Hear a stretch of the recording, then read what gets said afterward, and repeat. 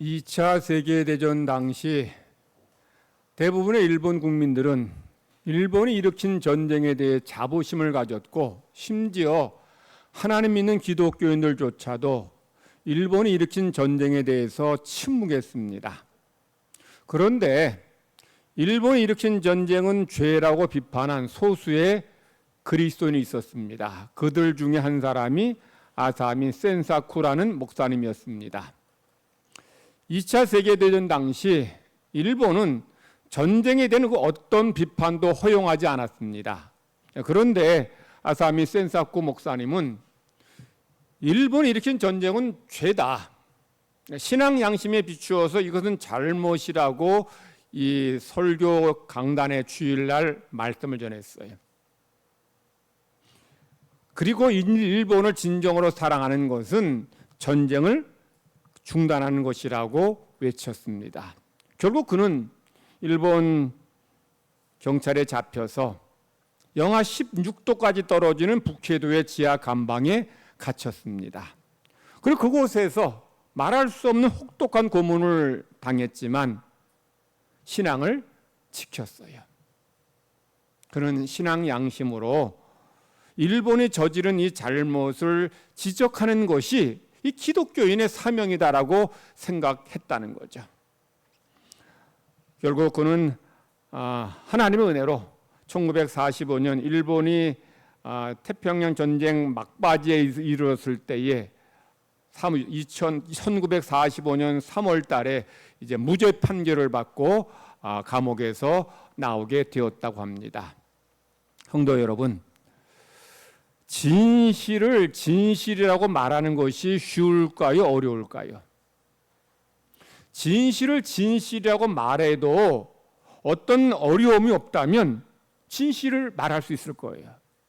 그런데 진실을 얘기하면 고난과 핍박이 있다면 사람들은 입을 다물며 침묵함으로 고통을 피하려고 해요. 비록 진실이어도, 그것이 진리여도 진실을 말함으로 인해 내가 고난당하고 어려움 당한다면 사람들은 어떻게 해요? 모른 채 합니다. 그러므로 인해 고난을 피하죠.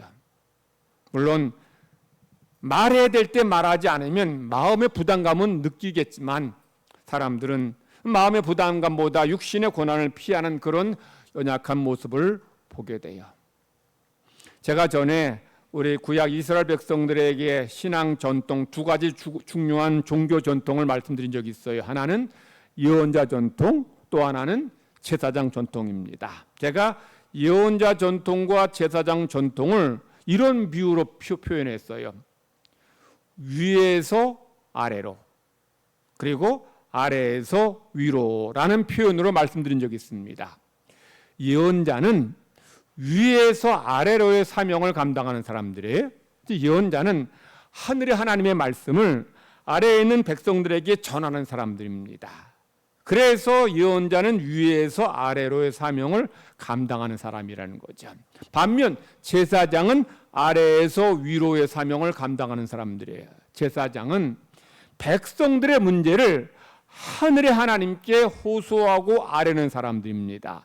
제사장은 백성들의 죄를 하나님께 용서해 달라고 제사하는 사람들이에요. 제사장들은 백성들을 위해서 하늘의 하나님께 축복하며 기도하는 사람들이에요. 그래서 제사장은 아래에서 위로 사명을 감당하는 사람이라고 말씀드렸어요. 이스라엘 공동체에서 이 두 가지 종교 전통이 건강하게 회복되어졌을 때에 그들의 믿음이 성장했고 하나님의 은혜가 그들에게 임했습니다. 즉 제사장은 백성들의 죄를 씻는 제사를 때마다 드리고 백성들을 위해서 축복하며 기도합니다. 그리고 예언자는 하나님의 말씀을 백성들에게 전해요. 그때 백성들은 자신의 죄를 하나님께 고백하고 회개하고 돌아설 때에 하나님께서 그 나라 백성을 지켜주시고 보호하셨고 은혜 내려 주셨어요. 이게 이스라엘 백성들의 이제 이 두 가지 종교 전통이 건강하게 섰을 때의 모습인 겁니다. 자, 그러면 이스라엘 백성들은 제사장의 말과 예언자의 말, 누구의 말을 더 듣기 좋아했을까요? 누구의 말을 더 즐겨 들었을까요? 당연히 제사장의 말을 더 즐겨 들었어요. 왜냐하면 제사장은 백성들을 축복하는 말을 해요. 백성들의 죄를 용서해달라고 하나님 앞에 그렇게 제사드려요. 그러니 백성들은 제사장의 말을 기쁘게 즐겁게 들었어요. 그런데 예언자가 예언할 때에는 그 말을 듣기 싫어했습니다. 하나님이 이스라엘 백성에게 예언자 보낼 때는 어떤 때였을까요? 이스라엘 백성이 우상 숭배하고 죄를 범하고 말씀에 순종하지 않을 때요. 이스라엘이 하나님 말씀에 순종하고 하나님만 예배하고 믿음으로 살 때에는 하나님이 예언자를 보내실 필요가 없어요. 보내시지 않았습니다. 근데 이스라엘이 우상 숭배하고 하나님을 떠나고 말씀에 순종하지 않으니 그들에게 돌이키라고 살라고 예언자를 보낸 거예요. 그 예언자는 백성에게 하나님의 심판을 경고하고 회개하고 돌아서라고 예언합니다. 그리함으로 살라는 거죠. 그러므로 예언자의 예언은 저주받고 심판받으란 얘기가 아니고 그들이 이 하나님 말씀을 듣고서 살고 회복하라는 거예요. 그러므로 예언자들은 백성을 사랑하는 마음으로 예언했어요. 백성들이 살도록 하기 위해서 예언한 거예요. 그런데 백성들은 하나님께서 이렇게 주시는 예언의 말씀을 듣기 싫다고 귀를 막고 예언자, 말하는 예언자들을 미워하고 죽이려 했어요. 하나님께서 예언자 보내실 때에는 이스라엘이 지금 계속 가는 길이 죽음의 길이고 멸망의 길이고 곧 하나님의 심판을 받을 길이에요. 그러니 이런 심판 받지 말고 멸망당하지 말라고 예언자 보냈는데, 그런데 이 백성들은 귀에 듣기 싫다고 예언 제사장의 말은 아멘 아멘 하면서도 예언자 통해 주시는 말씀에 대해서는 귀를 닫고 예언자들을 돌로 쳐 죽였던 경우가 한두 번이 아닙니다. 그런데 이런 모습이 구약시대 이스라엘 백성들만의 모습이 아니에요. 오늘날에도 우리 성도들도 이와 크게 다르지 않을 겁니다.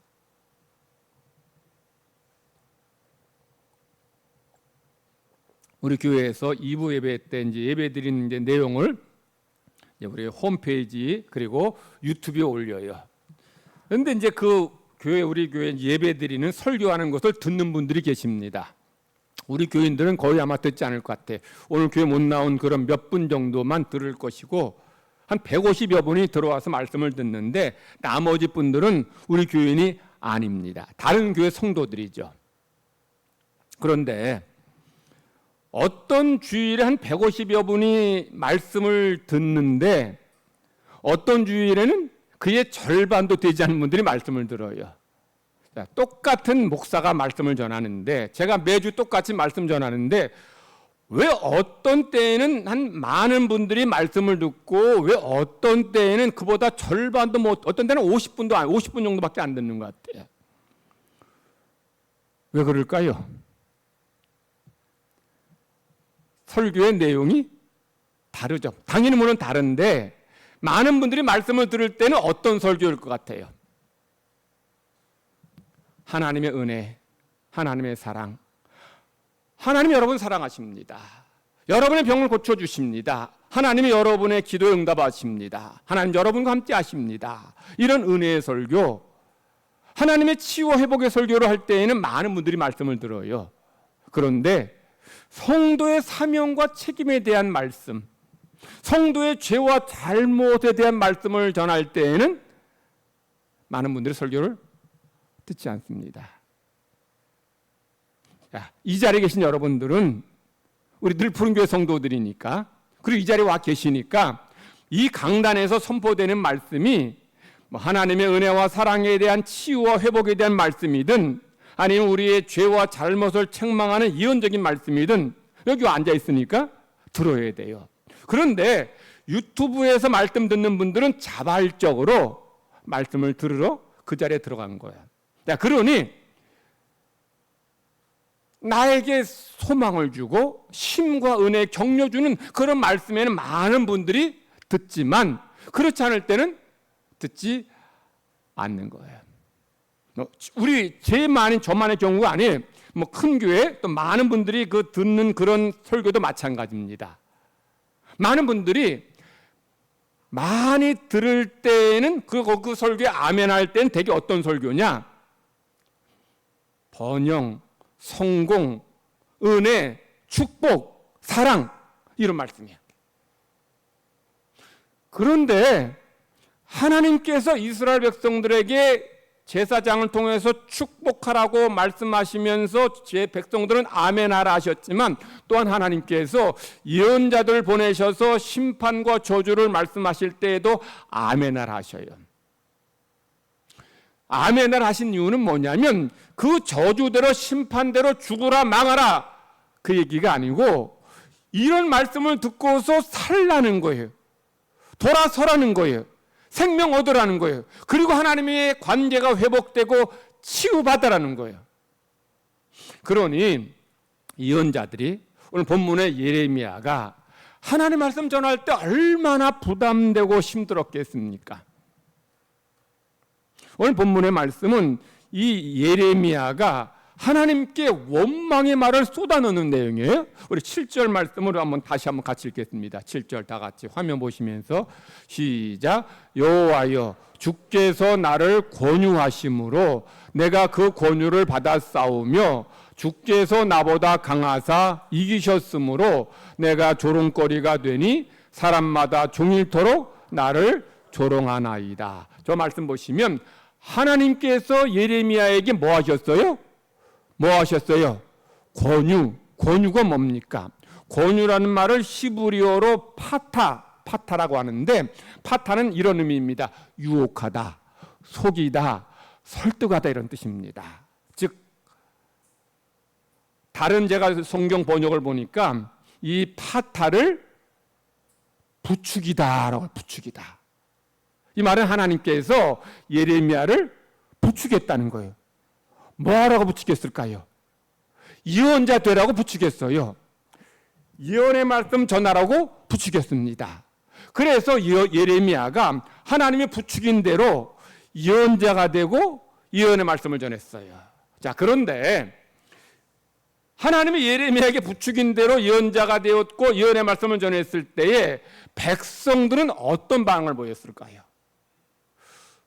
예레미야에게 수치와 모욕을 주었습니다. 예레미야를 조롱했어요. 뿐만 아닙니다. 8절 한번 읽겠습니다. 8절 다 같이 시작.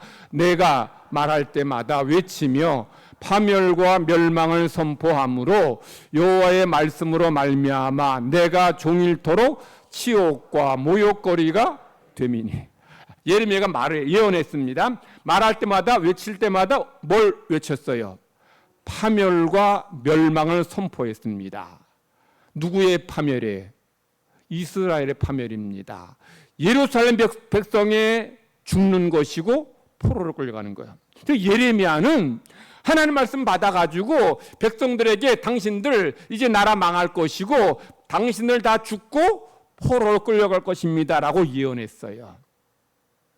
그러면 예레미야 통해서 하나님의 이 무서운 말씀을 들은 이스라엘 백성들은 어떻게 반응을 보여야 돼요?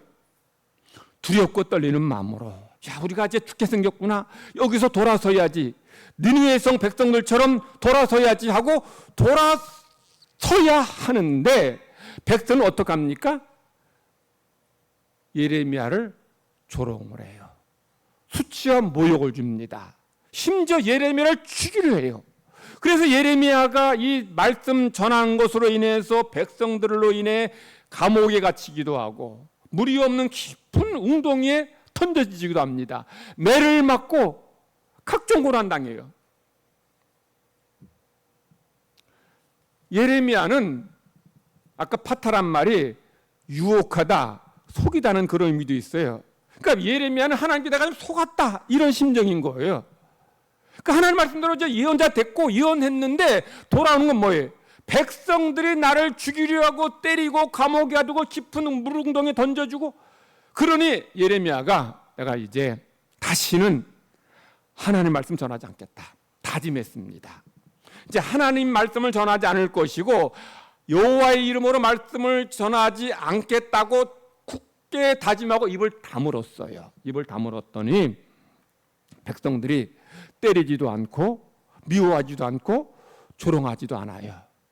근데 말씀을 전하지 않으니까 몸은 편한데 속에서 불이 붙는 것 같아가지고 답답하여 견딜 수 없었어요.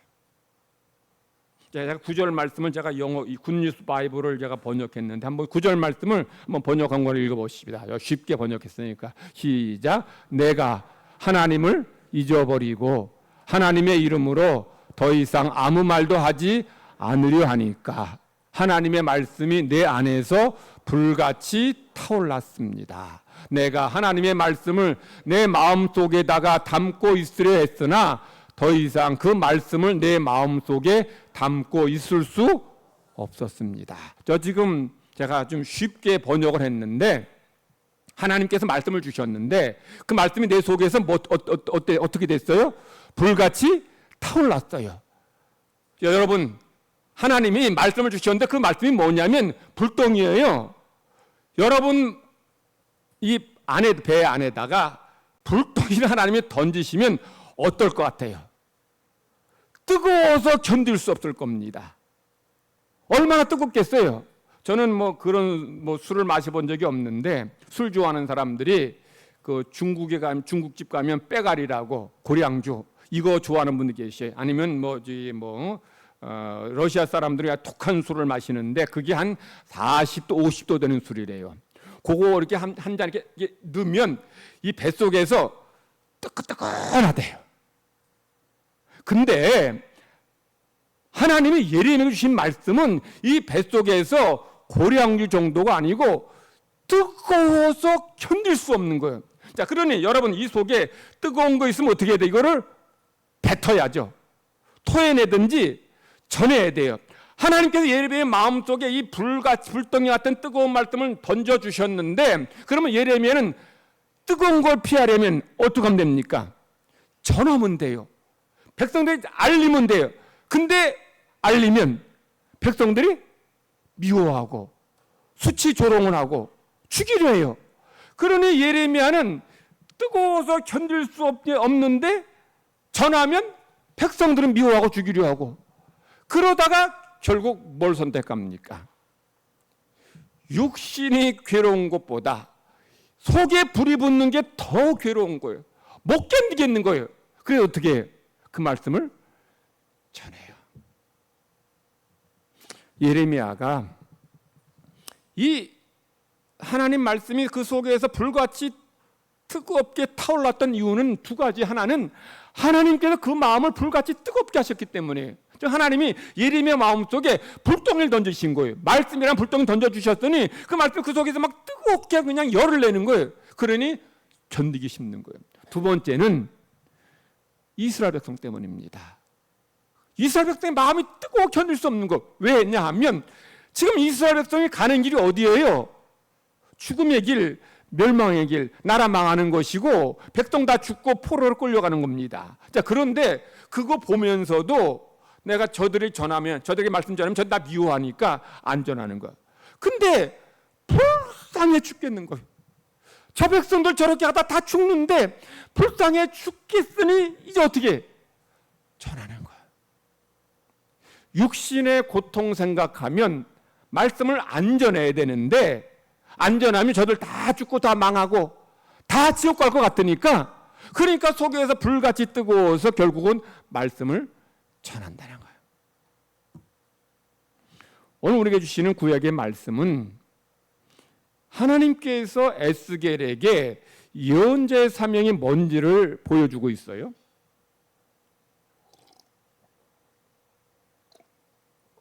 하나님이 예언자가 파수꾼과 같다. 파수꾼 같다라고 이렇게 말씀하세요. 파수꾼.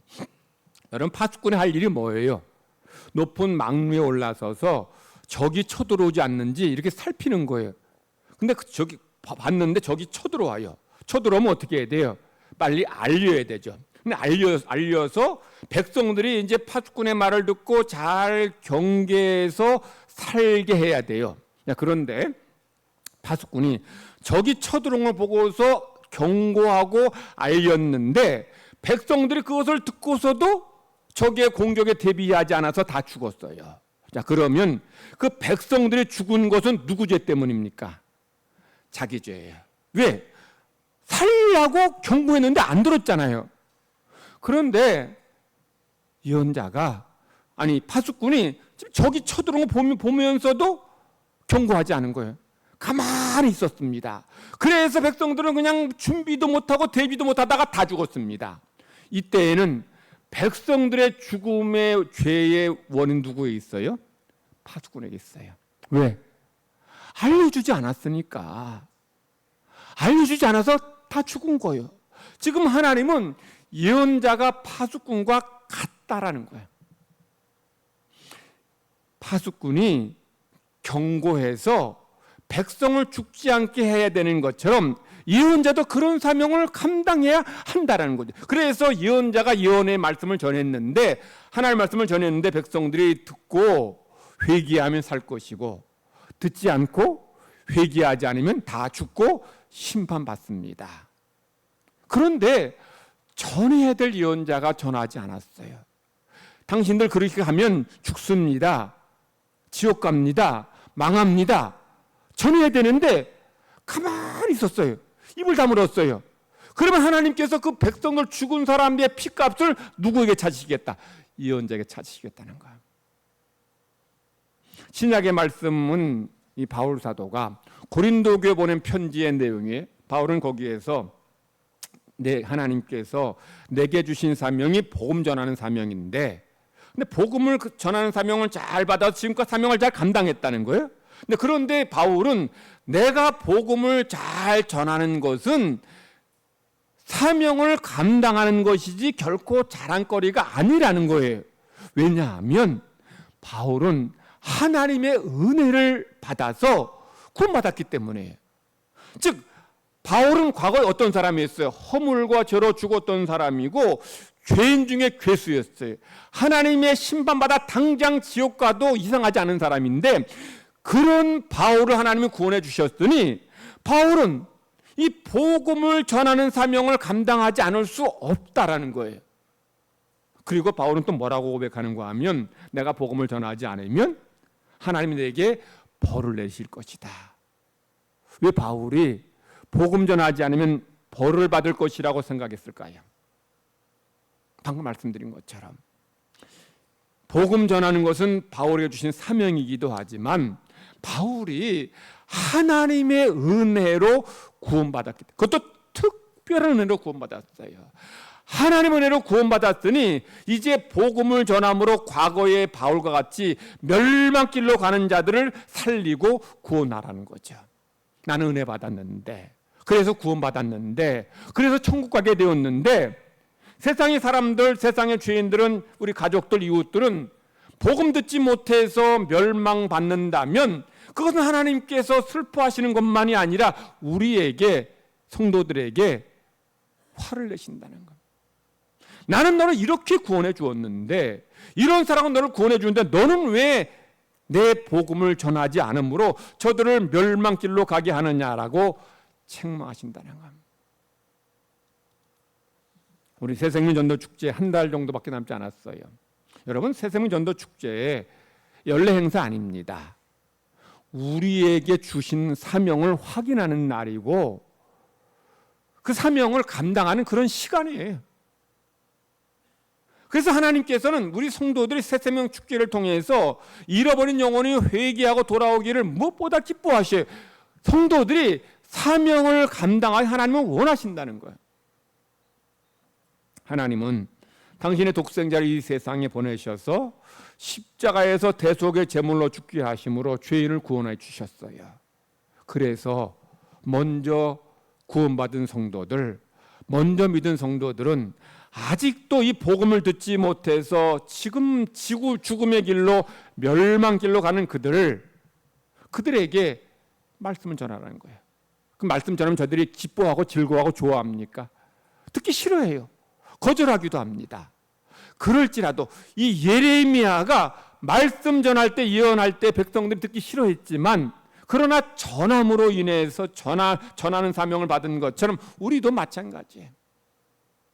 제가 서론에서 아사미 센사쿠 목사님에 대해 말씀드렸어요. 그분이 일본이 저지른 죄, 전쟁의 죄라고 그렇게 선포하고 설교할 때에 고난당했어요. 근데 그가 이런 고난 자청한 이유가 뭐예요? 그것이 구원받은 자에게 주신 사명이고 책임이라고 믿었기 때문에. 성도들도 마찬가지입니다. 성도들도 우리에게 주신 사명, 여러분이 복음 전한다고 해서 세상 사람 여러분을 환영하고 집으로 맞아들여서 밥 대접하고 그렇지 않아요. 여러분을 거절하고 듣기 싫어하고 그럴 거예요.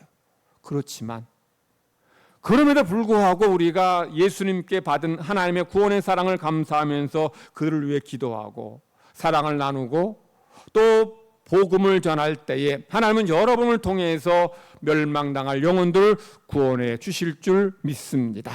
우리 모든 성도들 하나님의 이런 은혜를 기억하면서 우리 모두에게 주님께서 주시는 불같이 뜨거운 마음, 영혼을 불쌍히 여기는 뜨거운 마음 주셔서 생명의 놀라운 열매가 맺혀지고 많은 영혼이 구원받는 은혜가 있기를 하나님은 간절히 바라십니다. 기도합시다. 하나님 아버지 감사합니다. 독생자 예수님을 이 땅에 보내시고 십자가의 대속의 제물로 죽게 하심으로 우리를 구원하시고 하나님의 자녀 삼아 주시니 감사드립니다. 우리는 하나님의 은혜로 예수님을 믿음으로 구원받았고 영원한 생명을 얻게 되었음을 감사드립니다. 우리가 구원받았기에 영원한 생명 얻었기에 천국을 기업으로 받았기에 그 천국에 대한 소망과 확신을 가지고 살아가게 하시고 아직까지도 우리 가족들, 이웃들 중에서 주님 앞에 나오지 않고 멸망길로 가는 이들을 위해 기도하고 사랑을 나누고 복음을 전함으로 그들 한 영혼 한 영혼을 구원하는 우리 모두가 되게 하여 주시옵소서. 성도들에게도 하나님께서 예레미야 같은 불같이 뜨거운 마음 주셔서 말씀을 전하지 않으면 견딜 수 없게 하시고 우리가 그런 열정을 가지고 나갈 때에 구원의 놀라운 역사가 일어나게 하여 주시옵소서. 그리함으로 하나님께 영광 돌리게 하시고 기쁨이 되게 하여 주시옵소서. 감사드리며 예수님의 이름으로 기도드리옵나이다. 아멘.